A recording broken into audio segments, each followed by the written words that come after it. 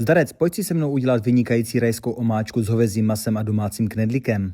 Nejdříve si nachystej slaninu na klínky a dej ji na chvíli do mrazáku. Potom úzkým nožem zajeď do masa a trochu s ním zatoč. Prošpikuj to mrkví a slaninou, ať to nějak vypadá.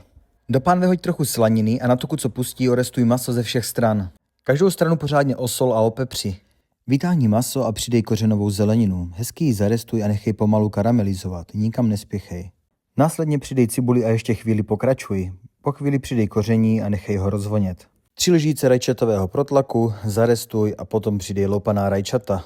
Přidej půl lžičky z kořice, trochu soli a 3 lžíce cukru. Litr hovězího vývaru, co už máš doma.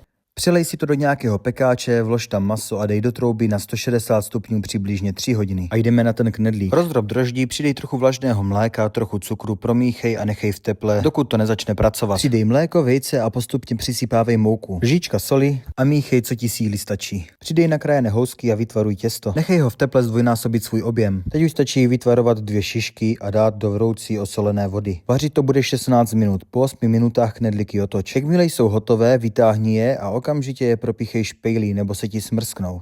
Maso máme upečené, můžeme ho vytáhnout a omáčku předsedit přes jemné síto. Ještě to z části propasíruj, následně zahustí světlou jiškou. Dochuť podle svých chutí a 20 minut nechej ještě pozvolna vařit.